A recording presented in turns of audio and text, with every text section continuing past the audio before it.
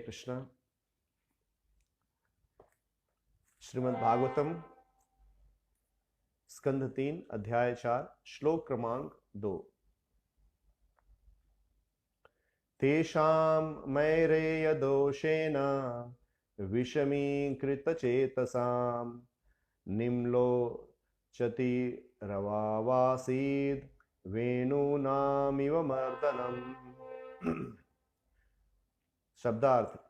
तेषाम उनके, मैरेय नशे से, दोषेन दोष से, विस्मीकृत असंतुलित, चेतसाम जिनके मन, निम्नलोचति अस्त होता है, रवैः सूर्य, आसीत घटित होता है, वेणुनाम बांसों का, इव सदृश, मर्दनम विनाश।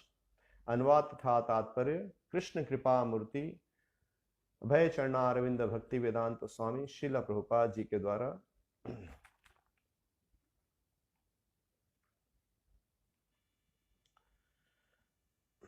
जिस तरह बांसों के आपसी घर्षण से विनाश होता है, उसी तरह सूर्यास्त के समय नशे के दोषों की अंतः क्रिया से उनके मन असंतुलित हो गए और उनका विनाश हो गया। तात्पर्य। जब जंगल में आग की आवश्यकता होती है तो परमेश्वर की इच्छा से बांसों के आपसी घर्षण से आग लग जाती है। इसी तरह यदि वंशियों का विनाश भगवान की इच्छा से आत्म विनाश की विधि से हो गया, जिस तरह मानव प्रयास से जंगल के बीच अग्नि लगाने की संभावना नहीं रहती, उसी तरह ब्रह्मांड में ऐसी कोई शक्ति नहीं थी जो भगवान द्वारा रक्षित यदि वंशियों का विनाश कर सकती।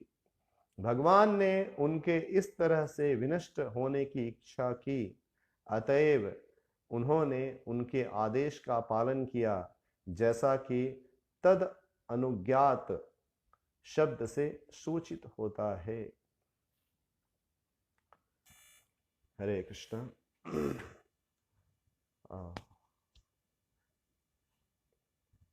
हरे कृष्ण।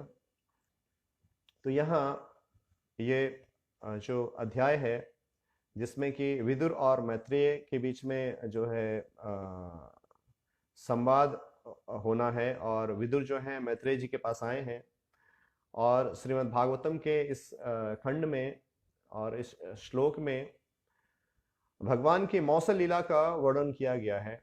और इसमें बताया गया है कि किस प्रकार से जो यदुवंशी हैं वो भगवान की इच्छा अनुसार वो उसी प्रकार उनका विनाश हुआ भगवान की इच्छा से, जिस प्रकार की भगवान की इच्छा से जंगल में बांसों के घर्षण से अग्नि उत्पन्न होती है और उस अग्नि से जंगल नष्ट हो जाता है। तो यहाँ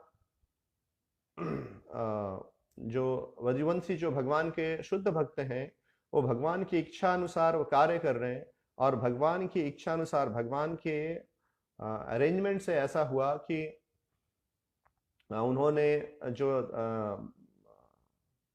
प्रभास क्षेत्र में आकर वहां पर मादक द्रव्य लिया और उससे वो नशे में आए, और उसके बाद वो एक दूसरे के साथ वो युद्ध करने लगे, और इस प्रकार सब यदुवंशियों जो यहाँ एकत्रित थे उन्होंने अपना देह त्याग किया और भगवत धाम चले गए।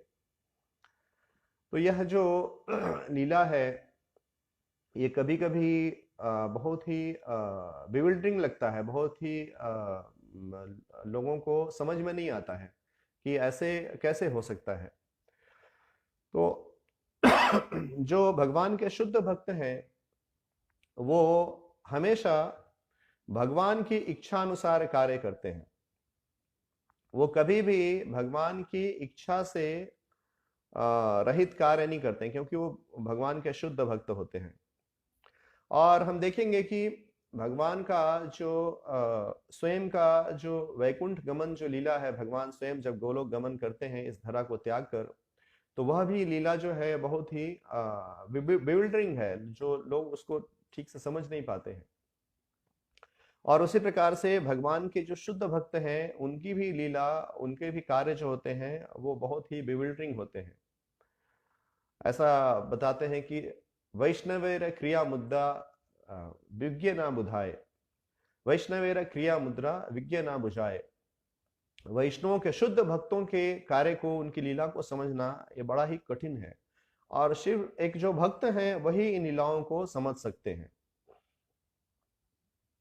तो जैसा कि यहाँ चर्चा हो रही है भगवान की मौसल लीला में, जब भगवान इस धरा को, अपनी लीला को समाप्त करने के समय में इस धरा को त्याग कर वो जब गोलोक जाने की तैयारी कर रहे थे, उस समय पहले भगवान ने यदुवंशियों को भगवत धाम भेजा। और यदुवंशियों को इस प्रकार से भगवत धाम भेजा कि जो लोग भक्त नहीं हैं वो उसको समझ नहीं पाते हैं, वो बहुत ही उलझ जाते हैं, उस लीला को सुनकर उस लीला को समझ नहीं पाते हैं। तो उसी प्रकार से भगवान की इच्छा से भगवान के शुद्ध भक्त जो हैं वो कभी कभी इस प्रकार से व्यवहार करते हैं कि ऐसा लगता है कि वो जो है एक शुद्ध भक्त ऐसे कैसे व्यवहार कर सकता है, ऐसा प्रतीत होता है। लेकिन वो भगवान की इच्छा शक्ति से शुद्ध भक्त इस प्रकार के कार्य करते हैं। जैसे कि हम देखते हैं कि भगवत गीता बोलने से पहले अर्जुन भगवान को जब कहते हैं कि मेरे रथ को आप दोनों सेनाओं के मध्य लेकर आइए, और जब अर्जुन दोनों सेनाओं के, भगवान कहते हैं कि आप देखो कौरव और की सेना को देखो।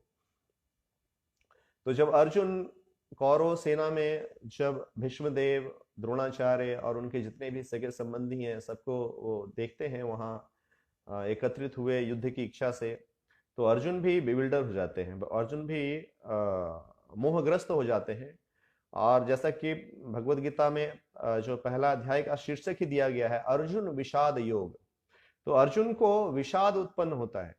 तो अर्जुन तो भगवान के शुद्ध भक्त हैं और भगवान की स्थिति को जानते हैं, वो जानते हैं कि कृष्ण पूर्ण पुरुषोत्तम भगवान है और कृष्ण मेरे साथ है, मेरे समक्ष हैं, ये सभी चीजों को जानते हैं। लेकिन भगवान की इच्छा शक्ति से भगवान के शुद्ध भक्त इस प्रकार से उनके अंदर विषाद उत्पन्न होता है। और यहाँ अर्जुन जो है वो एक साधारण व्यक्ति की भांति वो विस्मित हो जाते हैं, वो उनके अंदर विषाद उत्पन्न होता है और उसको उनको फिर वो भगवान के शरणागत होते हैं और भगवान उनको उपदेश देते हैं।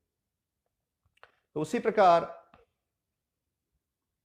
जो है जो भगवान के अनेक भक्त हैं, जो शुद्ध भक्त हैं, वो भी भगवान की इच्छा अनुसार कार्य करते हैं, जो कार्य सामान्यतः सामान्य लोगों को समझ में नहीं आता है।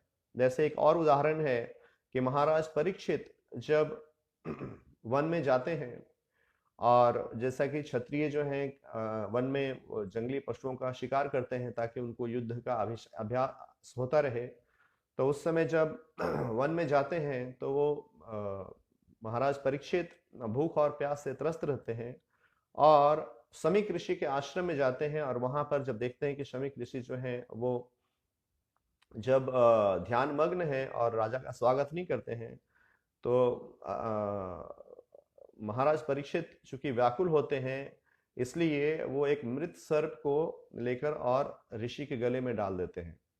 तो यह लीला भी बहुत ही बिविल्डरिंग है, बहुत ही ऐसा मोह उत्पन्न करने वाला है, क्योंकि साधारण लोग ऐसी लीला को नहीं समझ पाते हैं।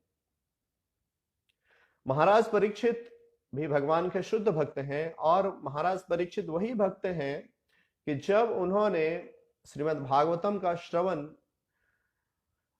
सुखदेव गोस्वामी महाराज से जब सुना, तो उस समय 7 दिन तक लगातार बिना थकान महसूस किए, बिना सोए, बिना भोजन ग्रहण किए, बिना जल ग्रहण किए, वो लगातार 7 दिनों तक भगवान के कथा का रसपान करते रहे। तो महाराज परीक्षित शुद्ध भक्त हैं, इसलिए शुद्ध भक्त होने के कारण वो भूख और प्यास उनको त्रस्त नहीं कर सकता है। फिर भी भगवान की इच्छा से यहाँ इस लीला में महाराज परीक्षित इस प्रकार से ऐसा प्रतीत होता है कि महाराज परीक्षित भूख और प्यास से व्याकुल हैं, और उस व्याकुलता में उन्होंने शमीक ऋषि के गले में उस सर्प को डाला।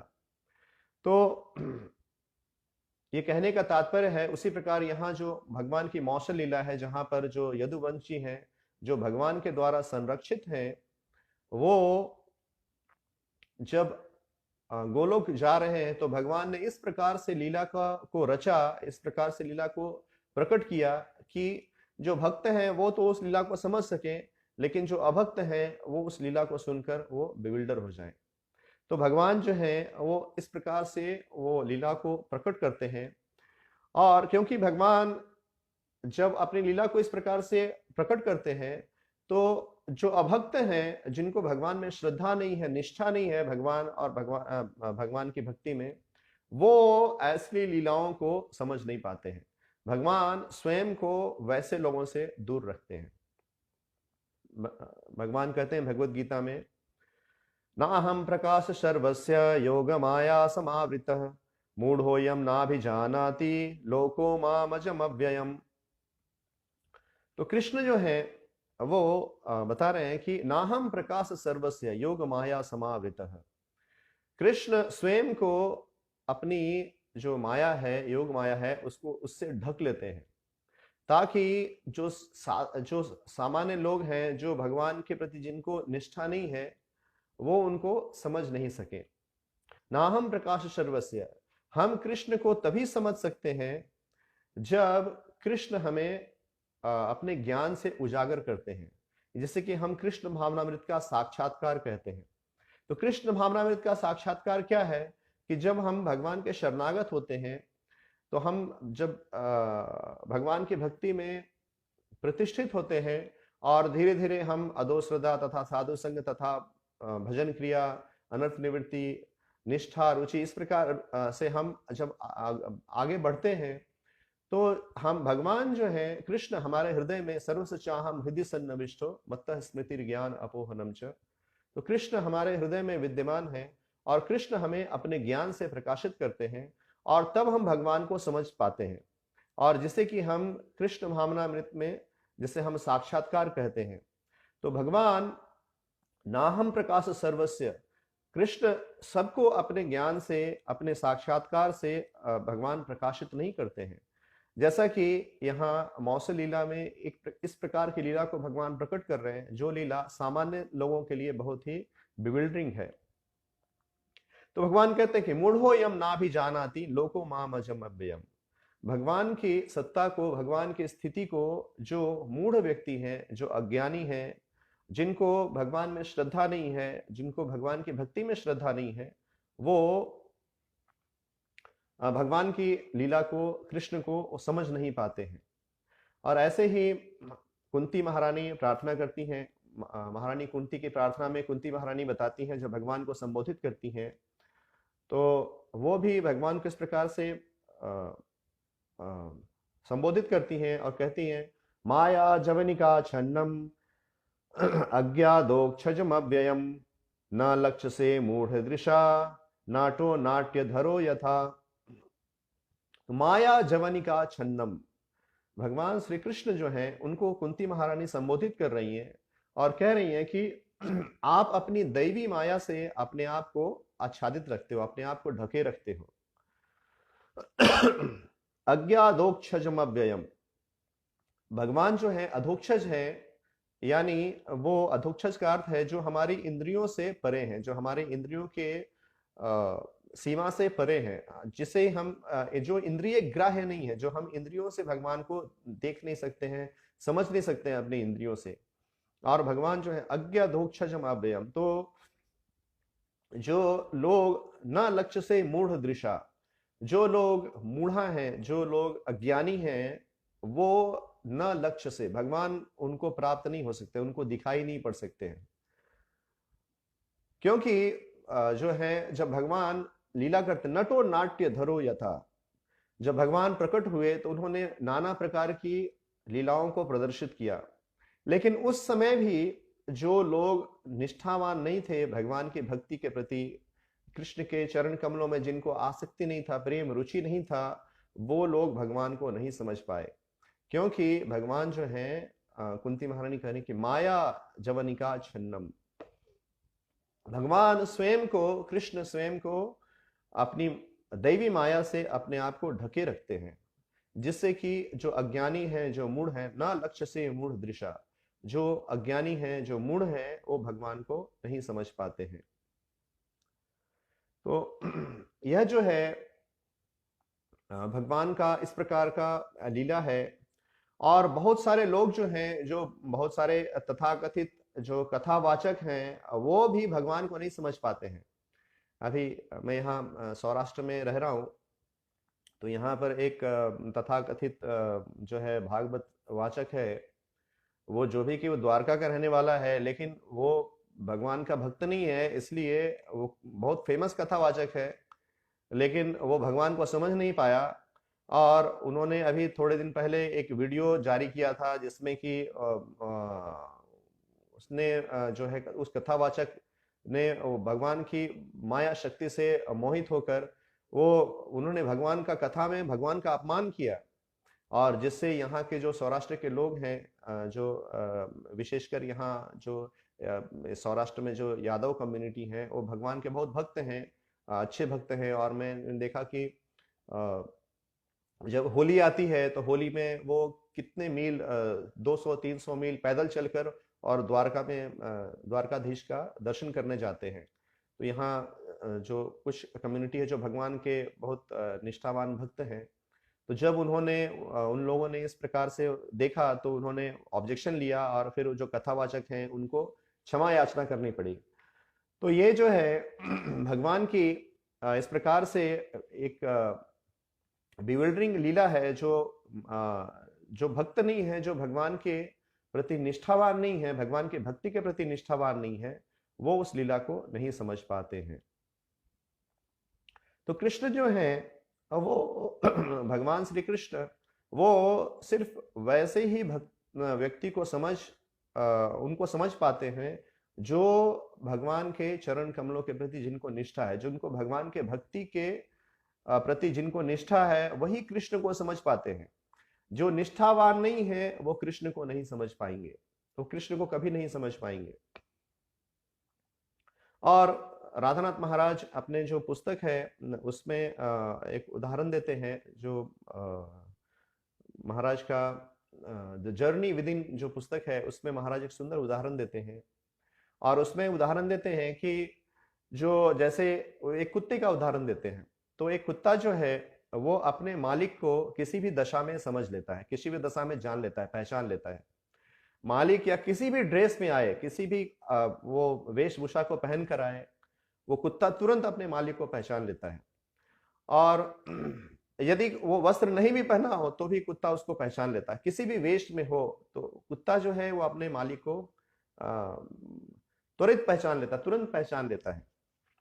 तो महाराज बताते हैं कि जिस प्रकार कुत्ता जो है वो अपने मालिक को तुरंत पहचान लेता है, उसी प्रकार भगवान के जो निष्ठावान भक्तगण हैं वो भगवान की माया से मोहित नहीं होते हैं, और वो भगवान को अपनी निष्ठा और भक्ति के कारण वो समझ पाते हैं, और भगवान भी उनको प्रकाशित करते हैं, उनके हृदय से प्रकाशित करते हैं।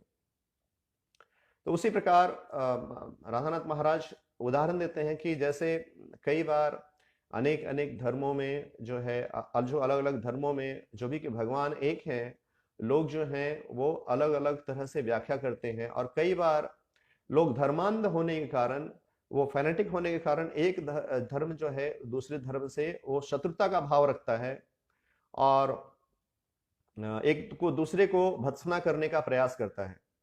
तो महाराज कहते हैं कि यदि कोई व्यक्ति ये ऐसा कहता है कि मेरा धर्म श्रेष्ठ है, दूसरे का धर्म जो है वो श्रेष्ठ नहीं है, उसकी आलोचना करता है, तो जो वास्तविक धर्म है उसको जानने वाला व्यक्ति जो है वो भगवान को उसी समय उसी प्रकार से समझ पाता है जिस प्रकार से कि कुत्ता अपने मालिक को पहचान पाता है। तो राधानाथ महाराज कहते हैं कि यदि कोई व्यक्ति ये समझता है कि जो मेरा धर्म है, जो वास्तव धर्म को धर्म के मर्म को नहीं जानता है, और ये कहता है कि जो है क्रिश्चियनिटी अच्छा है, इस्लाम अच्छा है, हिंदुइज्म अच्छा है, ये अच्छा है, वो अच्छा नहीं है, इस प्रकार से आलोचना करता है, तो वैसे व्यक्ति को राधानाथ महाराज बताते हैं कि उनको कुत्ते से सीख लेना चाहिए कि किस प्रकार से कुत्ता जो है वह अपने मालिक को पहचानता है, अपने मालिक को हमेशा तुरंत रिकग्नाइज कर लेता है, उसी प्रकार से एक भक्त जो है, एक निष्ठावान भक्त, वो भगवान को वो समझ जाता है। और भगवान जो है निष्ठावान भक्त के द्वारा ही समझे जाते हैं, अन्यथा वो नहीं समझे जाते हैं। तो भगवान को समझने का, भगवान को साक्षात्कार करने का जो मार्ग है वो एकमात्र मार्ग भक्ति है। और भक्ति के जो अलावा और दूसरा कोई मार्ग है उससे भगवान को नहीं समझा जा सकता है। जैसे भगवान कहते हैं भगवत गीता में, ना हम वेदेर्न तपसा न ज्ञानेन च यज्ञया शक्य एवं विधो द्रष्टुम दृष्टवानसि माम यथा भक्त्या त्वनन्या शक्या अहम एवं विधोर्जुन ज्ञातुम द्रष्टुम च तत्वेन प्रवेष्टुम च परन्तप।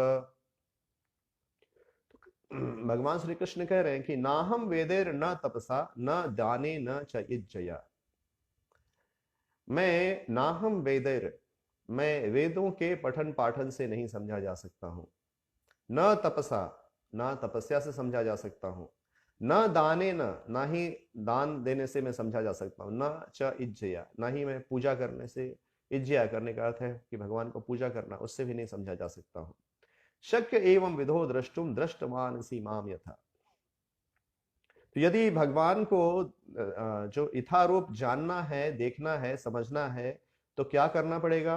भक्त्या त्वनन्या शक्य अहम एवं विधोर्जुन, एकमात्र अनन्य भक्ति द्वारा ही मैं समझा जा सकता हूं। भक्त्या त्वनन्या शक्य अहम एवं विधोर्जुन ज्ञातुम द्रष्टुम च तत्वेन प्रवेष्टुम च परन्तप। तो जो व्यक्ति भक्ति में है, भक्ति में दृढ़ है, जो निष्ठावान है भक्ति में, भगवान की भक्ति में, वह भगवान को तत्वतः जान सकता है, वो भगवान के विज्ञान को समझ सकता है। ज्ञातुम दृष्टुम च तत्वेन, भगवान को जान सकता है, देख सकता है, समझ सकता है तत्वतः। ज्ञातुम दृष्टुम च तत्वेन प्रवेष्टुम च परन्तप।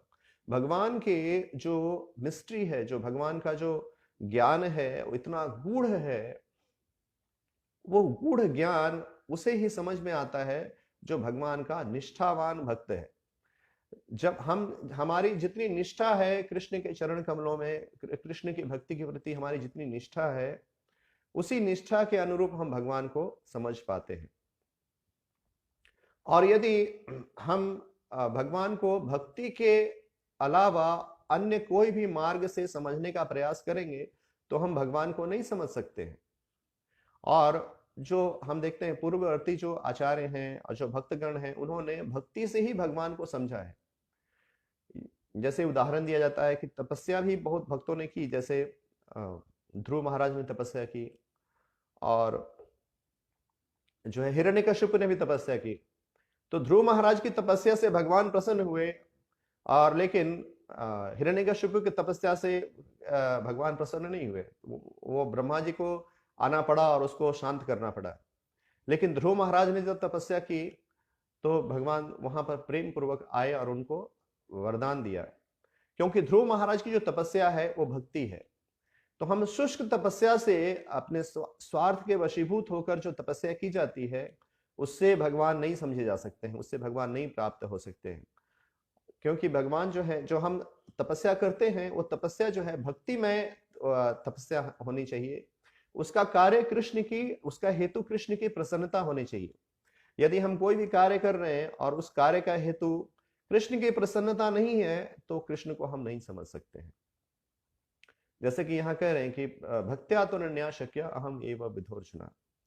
तो कोई भी मार्ग जो है, अन्य भक्ति के अलावा अन्य कोई मार्ग से कृष्ण समझे नहीं जा सकते हैं। श्रीमद् भागवतम में 10वें स्कंद में ब्रह्मा जी का जो प्रार्थना है, उसमें ब्रह्मा जी बताते हैं, और वो भगवान को प्रार्थना कर रहे हैं, और वो बता रहे हैं कि किस प्रकार से कृष्ण जाने जा सकते हैं। तो ब्रह्मा जी भगवान को संबोधित करते हैं और कहते हैं, अथापि ते देव पदाम्बुजाद्वय प्रसाद लेशानुगृहीत एव हि जानाति तत्त्वं भगवन् महिम्नो न चान्य एकोऽपि चिरन् विचिन्वन्। तो ब्रह्मा जी भगवान को संबोधित कर रहे हैं और कह रहे हैं कि अथापि ते देव पदाम्बुजाद्वय, प्रसाद लेशानुगृहीत एव ही जानाति तत्वम भगवन महिम्नो। तो भगवान जो अथापि ते देव पदाम भुजाद्वया, भगवान श्री कृष्ण को कौन व्यक्ति समझ सकता है? जानाति तत्वम, कौन व्यक्ति समझ सकता है भगवान के भगवन महिम्नो, भगवान के महिमा को, भगवान के स्वरूप को, भगवान के रूप गुण लीला, उसको कौन समझ सकता है? तो प्रसाद लेशानुगृहीत एव ही, जिस व्यक्ति ने भगवान के कृपा को ग्रहण किया है, प्रसाद लेशानुगृहीत, यदि अल्प भी, थोड़ा भी उसे कृपा मिली है भगवान की, यदि उसे भगवान की अल्प मात्रा में भी कृपा मिल गई है, वो भगवान को समझ सकता है। तो बिना भगवान के प्रसाद के, बिना भगवान के कृष्ण की कृपा से कृष्ण को नहीं समझा जा सकता है। कोई व्यक्ति कृष्ण को नहीं समझ सकता है जब तक कि कृष्ण की कृपा ना हो। ब्रह्मा जी कह रहे हैं न चान्य एकोपि चिरन विचिन्वन, यदि कोई व्यक्ति चिंतन करता है और भगवान का ध्यान करने का प्रयास करता है, तो यदि वो भक्त नहीं है और ध्यान से भगवान को जानना चाहता है, तो चिरन विचिन्वन, यदि वो लंबे काल तक, अनंत काल तक भी भगवान को वो बिना भक्ति के यदि वो ग्राह्य करने का प्रयास करे, तो उसके लिए न चान्य एकोपि चिरन विचिन्वन, भक्ति विहीन व्यक्ति किसी भी प्रकार से वो कृष्ण को कभी नहीं समझ सकता है। वही व्यक्ति कृष्ण को समझ सकता है जो कि जिसे भगवान की कृपा प्राप्त है। प्रसाद लेशानुगृहीत एव ही। तो इस प्रकार यहाँ ब्रह्मा जी भी कृष्ण को इस प्रकार से संबोधित कर रहे हैं कि भगवान के जो शुद्ध भक्त हैं वो भगवान को समझते हैं, भगवान के शरणागत होते हैं, और वैसा कोई व्यक्ति जो जिसे भगवान के भक्ति में निष्ठा है, वह व्यक्ति भगवान को समझ सकता है। और वैसा व्यक्ति जिसको भगवान की भक्ति में निष्ठा नहीं है, वह व्यक्ति कृष्ण को कभी भी नहीं समझ सकता है। और जैसा कि यहाँ यदुवंशी जो है वो भगवान की इच्छा के अनुसार वो कार्य कर रहे हैं। कृष्ण ने इच्छा की कि इस प्रकार से जो है वो देह को त्याग करें और इस प्रकार से भगवत धाम जाएं, तो ये इस प्रकार से लीला का यहाँ प्रकटीकरण हो रहा है कि जो भगवान के भक्त हैं, शुद्ध भक्त हैं, जो भगवान के शरणागत हैं, वो आपस में मदिरा को लेकर और वो एक दूसरे के साथ युद्ध कर रहे हैं और इस प्रकार से एक विनष्ट हो रहे हैं। तो यह जो लीला है वो सुनने में जो है वो ऐसा प्रतीत होता है कि किस प्रकार भगवान के भक्त जो हैं मादक द्रव्य लेकर और एक दूसरे के साथ युद्ध कर रहे हैं, लेकिन यह भगवान की इच्छा है, इसलिए इसे सिर्फ शुद्ध भक्त ही समझ सकते हैं। और जो भगवान के शुद्ध भक्त हैं, जो भगवान की इच्छा अनुसार कार्य करते हैं, वो हमेशा भगवान के द्वारा रक्षित होते हैं, भगवान के द्वारा संरक्षित होते हैं, इसलिए उनके विनाश होने का कोई प्रश्न नहीं उठता है। ये भगवान ने इस प्रकार लीला रची कि वो देह त्याग करके भगवत धाम जाएं। वो सिर्फ बाह्य रूप से ऐसा प्रतीत हो रहा है कि वो एक दूसरे के साथ युद्ध करके वो विनष्ट हो रहे हैं। तो भगवान की इच्छा अनुसार कार्य करना, यह जो है जीवन की सफलता है।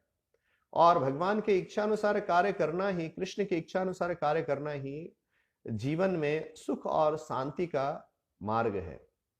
जब हम अपने जीवन में भगवान की इच्छा अनुसार कार्य करते हैं तो हम सुख और शांति को प्राप्त करते हैं, सुख और शांति को ग्रहण करते हैं, हमारे जीवन में सुख और शांति प्रकट होती है। और जब हम भगवान की इच्छा अनुसार कार्य नहीं करते हैं बल्कि अपने स्वार्थ के लिए कार्य करते हैं, तो हमारे जीवन में सुख और शांति का अभाव होता है। इसलिए जो भक्तगण हैं वो हमेशा भगवान की इच्छा अनुसार कार्य करते हैं। जैसा कि नरोत्तम दास ठाकुर भजन में लिखते हैं कि मारो भी राखो भी जे इच्छा तुम्हार, मेरे ख्याल से भक्ति विनोद ठाकुर का भजन है, जिसमें कहते हैं मारो भी राखो भी जे इच्छा तुम्हार। वो कहते हैं हे कृष्ण, जो है यदि आप मुझे मारिए, मुझे दंडित कीजिए या मेरी रक्षा कीजिए, ये आपकी इच्छा है, आप जिस प्रकार से चाहें वो मेरे साथ बर्ताव कर सकते हैं, क्योंकि आप मेरे स्वामी हैं, आप मेरे भगवान हैं और मैं आपके शरणागत हूं।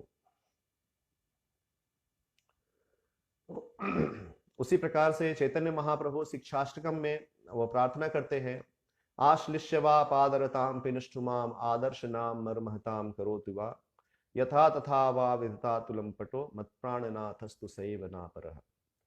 तो कृष्ण महाप्रभु शिक्षाष्टम में लिख रहे हैं कि बता रहे हैं कि आश्लिष्य वा पादरताम पिनष्टुमाम, यदि आपकी इच्छा हो तो आप मुझे आलिंगन करें, और यदि आपकी इच्छा हो तो आप मुझे तिरस्कृत कर दें, मेरे समक्ष प्रकट ना हो, लेकिन आप जो हैं वो मेरे स्वामी हैं, मेरे भगवान हैं, और आप स्वतंत्र हैं। लेकिन जहां तक मेरा प्रश्न है तो मैं आपके शरणागत हूं, मैं आपका दास हूं। तो इस प्रकार जब जीव भगवान के इच्छानुसार, भगवान के द्वारा दिए गए मार्ग के में चलता है और भगवान की संतुष्टि के लिए कार्य करता है, तो वह जो है जीवन में सुख और शांति को प्राप्त करता है, अन्यथा नहीं। जैसा कि श्रीमद् भगवद गीता में कहा गया है कि भगवान ने जब सृष्टि की रचना की, तो उन्होंने जो है सृष्टि की रचना की, और सृष्टि की रचना के साथ उन्होंने वेदों को दिया, यज्ञ को दिया। तो जैसा हम बताते हैं कि ये जो सृष्टि है, जो वैदिक ग्रंथ है, वो इस सृष्टि का एक मैनुअल है। इस सृष्टि में हम कैसे रहें, कैसे जीवन को जिए, किस प्रकार से हम स्वयं को पाप रहित करके, स्वयं को पवित्र करके हम भगवत धाम लौट जाएं, जो कि इस जो भौतिक संसार में जो जीवन है उसका क्या अभिप्राय है, उस जीवन का जो लक्ष्य है वो क्या है, मनुष्य जन्म का लक्ष्य क्या है, इन सभी चीजों को समझने के लिए भगवान ने हमें वैदिक ग्रंथों को प्रदान किया। और कृष्ण स्वयं भी प्रकट होते हैं, अपने भक्तों को भी भेजते हैं, ताकि हम उस ज्ञान को समझकर और भगवान की इच्छा अनुरूप कार्य करके हम भगवत धाम लौट सके। भगवद गीता में भगवान कहते हैं, सहयज्ञा प्रजा सृष्ट्वा पुरोवाच प्रजापति अनेना प्रसविष्टस्थम एष वोष्टिस्तकामधुक् देवान् भावतानेन ते देवा भाववन्तः परस्परं भावयन्त श्रेयः परमवाप्स्यस। तो कह रहे हैं कि सहयज्ञ प्रजा सृष्ट्वा पुरोवाच प्रजापति। तो भगवान कह रहे हैं कि जब उन्होंने सृष्टि की रचना की, तो उस समय सहयज्ञ, उन्होंने यज्ञ को प्रदान किया। वो यज्ञ को उन्होंने, भगवान ने बताया कि इस प्रकार से आप यज्ञ करो, और इस प्रकार से आप देवताओं को संतुष्ट करो और भगवान को संतुष्ट करो। तो जैसे कि वास्तव में जो यज्ञ है वो भगवान विष्णु की संतुष्टि के लिए है। वो श्रेयापति, धीरपति, यज्ञपति जो है वो भगवान विष्णु है। तो जो वैदिक ग्रंथ है वो अलग अलग लोगों को अलग अलग प्रकार से उत्साहित करते हैं कार्य करने के लिए। तो जो लोग कर्मी हैं, जो लोग कर्मकांडी हैं, उनको उत्साहित करते हैं कि ठीक है, आप देवताओं को प्रसन्न करो, और देवताओं को प्रसन्न करके इस प्रकार आप वांछित फल को प्राप्त करो, और इस प्रकार सुखी जीवन व्यतीत करो। तो इस प्रकार वो यज्ञ करते हैं, तो धीरे धीरे उनका यज्ञ के कारण उनकी शुद्धि होती है। हालांकि उनकी जो इच्छा है वो भौतिक है, और भौतिक चीजों को उपलब्ध करना चाहते हैं, और उसी इच्छा से वो देवताओं को संतुष्ट करने की चेष्टा करते हैं। परंतु वो चूंकि वैदिक परिधि में आ जाते हैं, इसलिए वो यज्ञ करते हैं, अनुष्ठान करते हैं, तो धीरे धीरे वो पवित्र होते हैं, और इस प्रकार से जो है वो यज्ञ करके वो वांछित चीजों को प्राप्त करते हैं, और समाज में सुख और शांति का जीवन व्यतीत करते हैं। तो कहने का अभिप्राय यह है कि भगवान का ये इच्छा है कि आप किसी भी अवस्था में हो, या आपको भौतिक कामना हो या भौतिक कामना ना हो, आप अपने भौतिक कामना की पूर्ति के लिए भी जो मार्ग भगवान ने दिया है, वैदिक ग्रंथों का जो मार्ग दिया है, उसे पालन करो, ताकि आपको वांछित फल प्राप्त हो, और धीरे धीरे इस प्रकार से शुद्ध होकर आप भगवत धाम लौट जाओ। तो यहाँ कृष्ण बता रहे हैं किस प्रकार से मनुष्य को चाहिए कि वो देवान भावताने न ते देवा भाववंत, परस्परम भावयंत, परस्पर जो है एक दूसरे को संतुष्ट करने का चेष्टा करे। जो मनुष्य है, जो कर्मकांडी है, वह भी, उसे भी बताया गया है कि आप देवताओं को संतुष्ट करने का प्रयास करो ताकि देवता प्रसन्न होकर आपको संतुष्ट करें। तो इस प्रकार से यज्ञ करके परस्पर संतुष्टि से जीव इस भौतिक संसार में वो सुख और शांति का जीवन व्यतीत कर सकता है और अंततोगत्वा धीरे धीरे विशुद्ध होकर भगवान की भक्ति की तरफ अग्रसित हो सकता है। कलयुग में ये मार्ग दिया गया है कि जो है हम सीधा भक्ति को ही ग्रहण करें। जैसे कि बताया गया है, अकामा सर्व कामो वा मोक्ष कामा उदारथि तीव्रेना भक्ति योगेना यजेतः पुरुषः परम। यदि हमें कोई कामना हो या हम कामना रहित हो या मोक्ष की कामना हो, कोई भी कामना हो, तो तीव्रेना भक्ति योगेना, हमें तीव्रता से भक्ति करनी है। और कलयुग में जैसे कि यज्ञ का बताया गया है, तो यह संकीर्तन यज्ञ, हरिनाम संकीर्तन यज्ञ जो है, हरे कृष्णा कृष्णा कृष्णा हरे हरे, हरे राम राम राम हरे हरे। तो इस हरिनाम यज्ञ को कलयुग में महाप्रभु चैतन्य महाप्रभु ने दिया है। तो इसे करने से जीव जो है सुख और शांति का जीवन व्यतीत कर सकता है और भौतिक कल्मशों से मुक्त हो सकता है। तो इस प्रकार से कृष्ण प्रत्येक व्यक्ति को, या तो वो भौतिक कामना हो या कोई भी कामना हो, कृष्ण यह संदेश दे रहे हैं कि आप जो है मेरी इच्छा अनुसार कार्य करो, यज्ञ करो, और यज्ञ करने से आप वांछित वस्तुओं को प्राप्त करोगे और सुखपूर्वक जीवन व्यतीत करोगे। लेकिन अभी जो आधुनिक समय जो है, आधुनिक समय में लोगों ने इन यज्ञ की विधियों को, जो वैदिक विधि है, उसको त्याग दिया है। क्यों त्याग दिया है? क्योंकि अभी मॉडर्न साइंस आ गया है, जो तथाकथित आधुनिक विज्ञान आ गया है। और तथाकथित आधुनिक विज्ञान क्या कहता है कि आपको ये करने की आवश्यकता नहीं है, आपको हम आनंद प्रदान करेंगे। तो जीव जो है, चूंकि भौतिक कल्मशों से वो युक्त है, उसके हृदय में कामोच्छा है, इंद्रिय तृप्ति की इच्छा है, वो ऐसा उसके अंदर भ्रम है कि वो इंद्रियों को तृप्त करके स्वयं को तृप्त कर सकता है।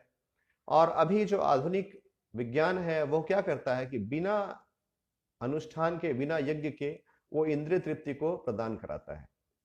और लोग जो हैं इस प्रकार से विज्ञान के से मोहित होकर वो इंद्रिय तृप्ति की तरफ भागते हैं और वो ये नहीं जानते कि वो किस प्रकार के कर्म को प्रकट कर रहे हैं और उनको इस कार्य के लिए जो है किस प्रकार का रिएक्शंस को, किस प्रकार के कर्म बंधन में फंसना पड़ेगा, किस प्रकार के कर्म से बंधना पड़ेगा, वो उस बात को समझ नहीं पाते हैं और वो विज्ञान के द्वारा दिए गए तथाकथित इंद्रिय भोग को वो ग्रहण करने का प्रयास करते हैं।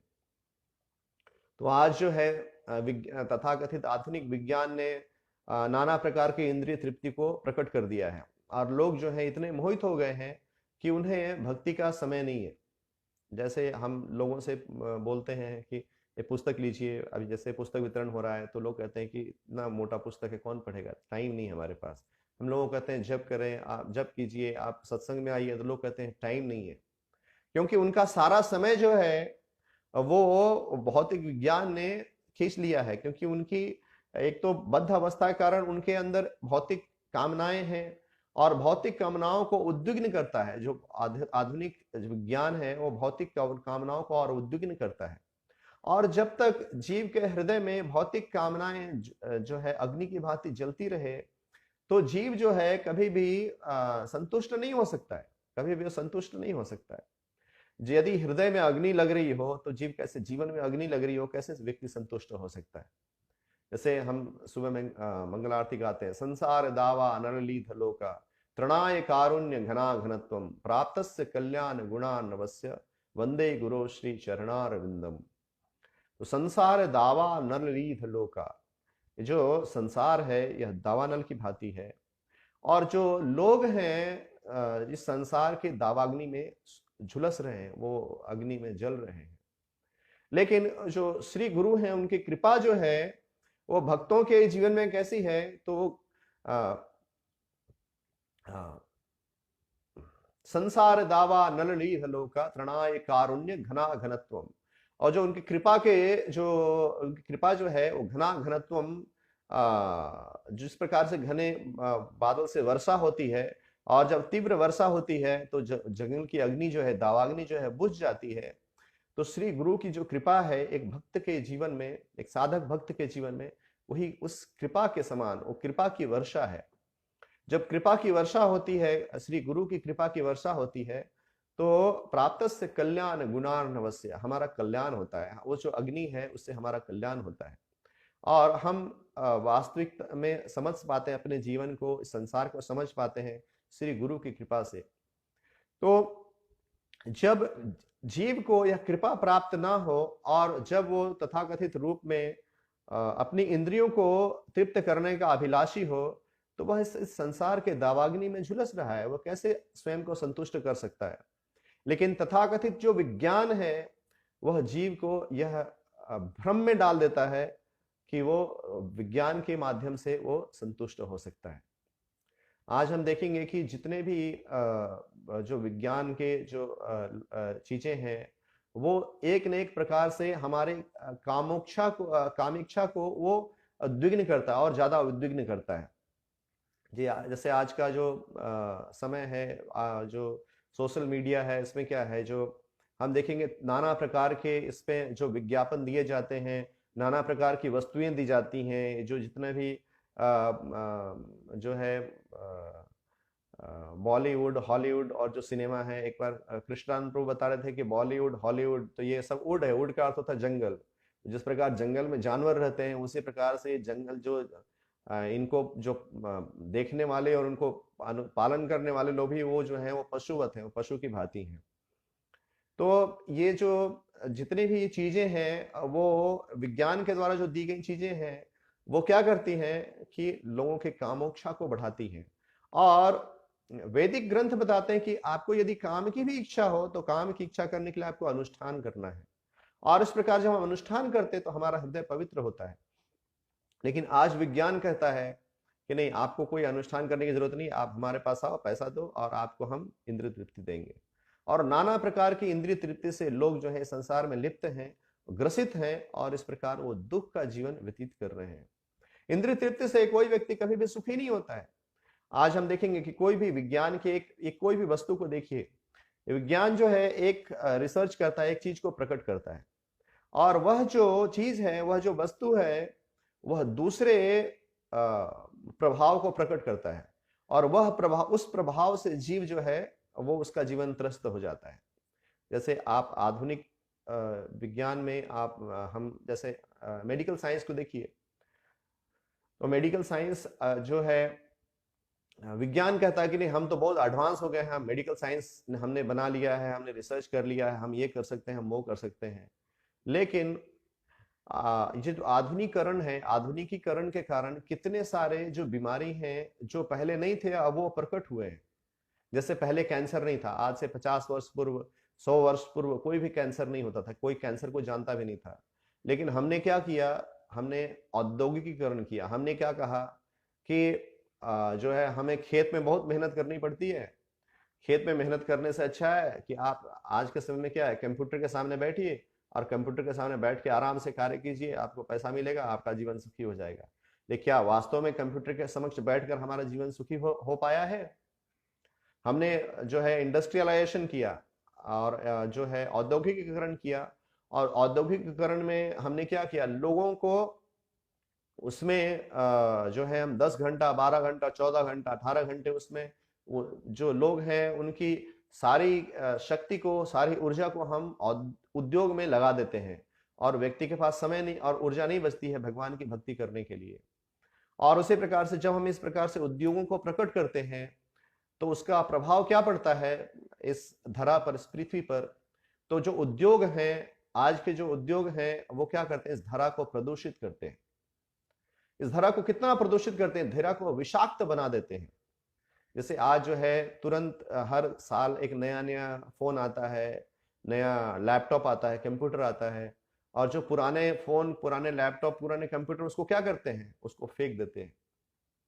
और जब उसको फेंकते हैं तो वो कितना प्रदूषण करता है, कितना विषाक्त वातावरण को बनाता है। आज जितने भी ऑटोमोबाइल हैं और जितने भी जो चीजें हैं जो विज्ञान ने प्रकट किया है, बनाया है, वो इस धरा को कितना विषाक्त बना दिया है। इतना विषाक्त बना दिया है कि ना आज हमारे पास सांस लेने के लिए शुद्ध वायु है, ना हमारे पास पीने के लिए शुद्ध जल है। और जो है जब हमने जो जीवन की मूलभूत आवश्यकताएं हैं उसको हम पाने के लिए हमें इतना घोर संघर्ष करना पड़ रहा है, और जो हमें जो चीजों को हम ले रहे हैं, जो सांस हवा ले रहे हैं, वो उसको हमने प्रदूषित कर दिया है। जो हम जल पी रहे हैं उसको हमने प्रदूषित कर दिया है। तो इस प्रकार के जो विज्ञान है इसका क्या लाभ है? और जो लोग हैं उनका भी जीवन जो है सुखमय नहीं हुआ है। जो विज्ञान से जो औद्योगिकीकरण के जो वस्तुएं हैं उसको पाकर कभी भी जीव संतुष्ट नहीं हो सकता है। इसलिए जो है जो आज के जो वैज्ञानिक लोग हैं, जो आजकल के जो उद्योगपति हैं, वो क्या करते हैं कि हमेशा नई नई चीजों को आविष्कार करते रहते हैं, क्योंकि वो जानते हैं कि इससे संतुष्टि नहीं मिलेगी, तो लोगों को एक फॉल्स होप देते रहते हैं। जैसे पहले उन्होंने एक सेल फोन निकाला, उसके बाद वो क्या करेंगे, उसका नया वर्जन निकालेंगे और वो बोलेंगे कि इस वर्जन में ज्यादा फैसिलिटी नहीं था, इस वर्जन में ये सुविधा नहीं थी, हम आपको नया इंद्रिय तृप्ति देंगे, नया प्रकार की वस्तु देंगे जिसमें ज्यादा सुविधा हो। और व्यक्ति जो है अपना पैसा जो है, धन जो है, वो इतना मेहनत से अर्जन किया हुआ धन उसको उसमें लगाएगा, और थोड़े समय के 1 साल के बाद वो भी पुराना हो जाएगा, फिर नया वर्जन आएगा।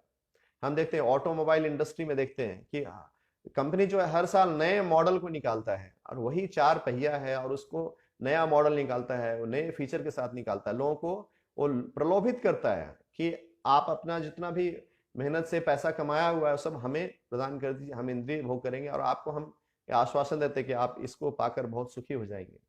लेकिन व्यक्ति जो है वो इंद्रिय तृप्ति करके कभी भी संतुष्ट ना हुआ है, ना कभी संतुष्ट हो सकता है, क्योंकि ये जो इंद्रिय तृप्ति है इसकी ज्वाला, ये जो है एक ज्वाला के समान है, और इसको हम जितना भी तुष्ट करने का प्रयास करते हैं वो इतना ही ज्वलंत होता है हमारे हृदय में, वो उतना ही वो जलता है। और इस प्रकार से जो कामोक्षा है, कामेक्षा, जो काम की इंद्रिय तृप्ति की इच्छा है, वो और प्रबल होते जाती है, वो और प्रबल होती जाती है, और व्यक्ति जो है उसके पीछे वो भागता रहता है, भागता रहता है, और इस प्रकार वो अंततः मृत्यु को प्राप्त होता है।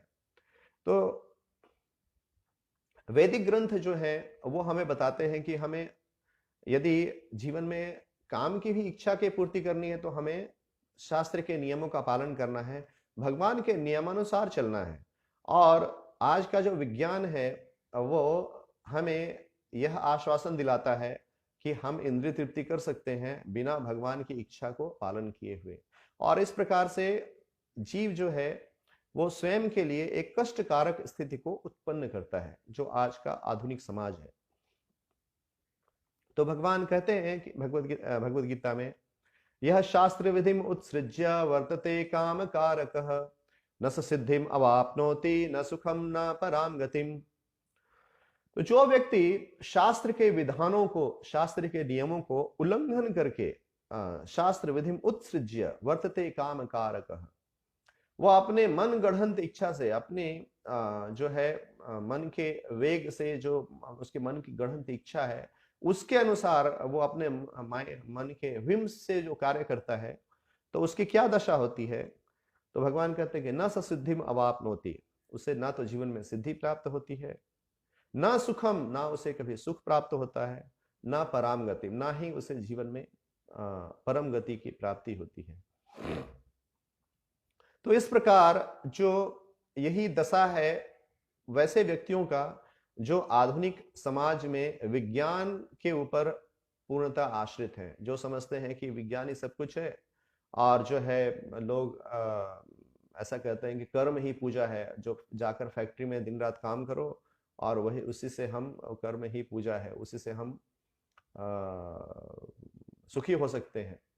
लेकिन भगवान यहाँ कह रहे हैं कि वैसे लोग जो हैं वो मूर्ख हैं, और वो कृष्ण को कभी समझ नहीं पाते हैं, कृष्ण के भक्ति को कभी समझ नहीं पाते हैं, और उस प्रकार से इनके जीवन में ना तो सिद्धि, ना सुख, ना ही परम गति की प्राप्ति होती है।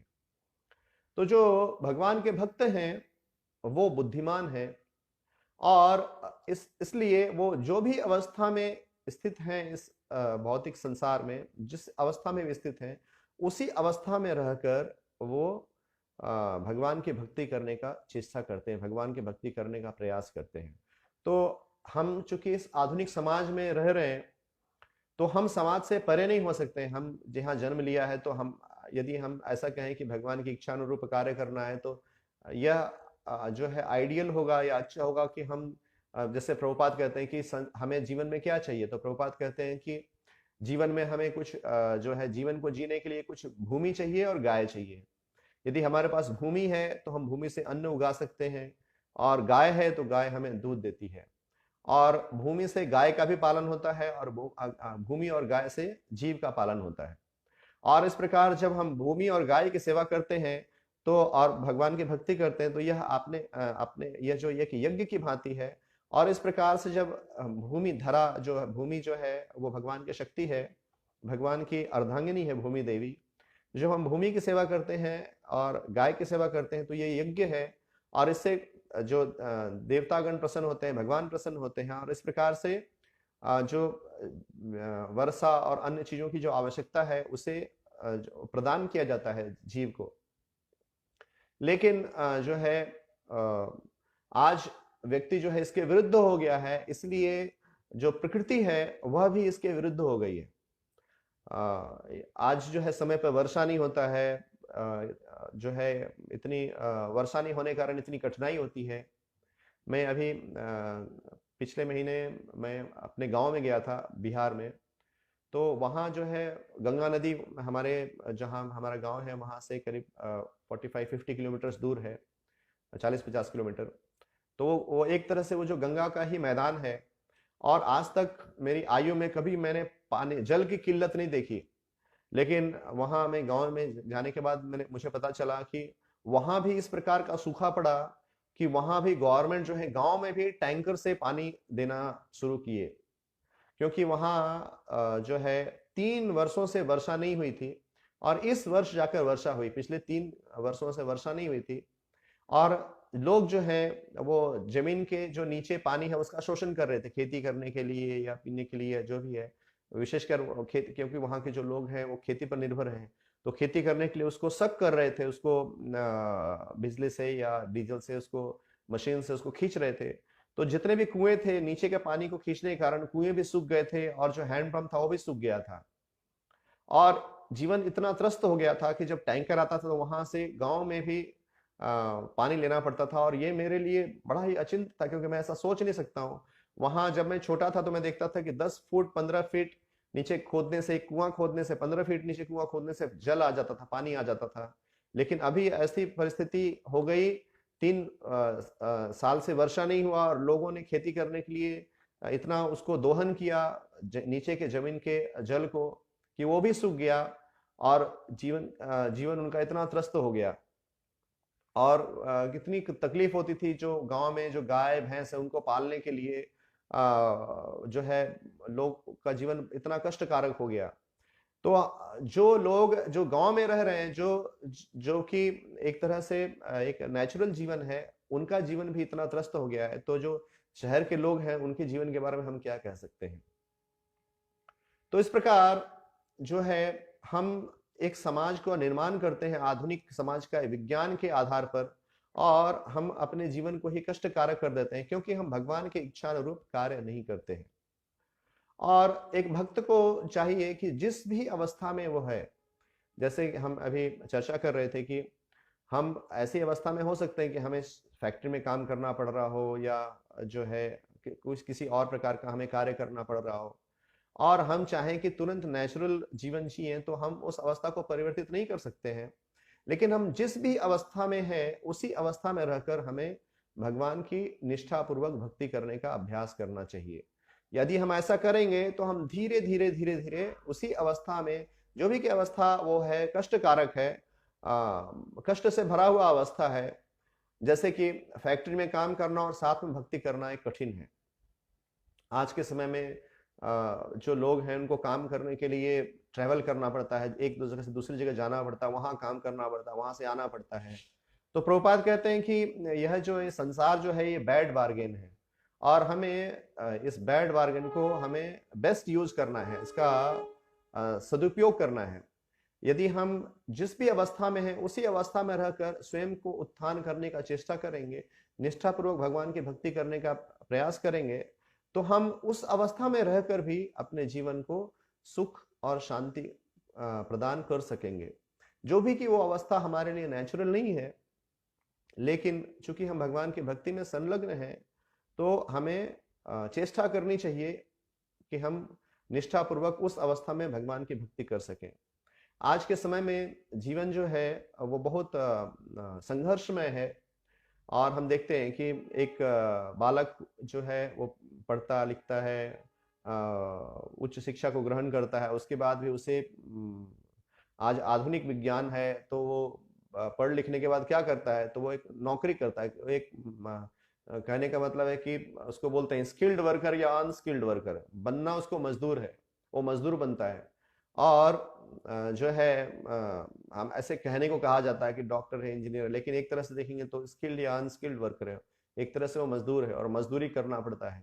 और उसको जो है आज के समाज में जो आधुनिक विज्ञान है, जिसने फैक्ट्री उद्योग इतने उत्पन्न किए, उसमें जाकर उसे एक नौकरी ढूंढनी पड़ती है, कार्य करना पड़ता है किसी के अधीन रहकर। और ये अवस्था जो है बाद में जब हम इसको ग्रहण करते हैं, हमें समझ में आता है कि ये सुख कारक अवस्था नहीं है।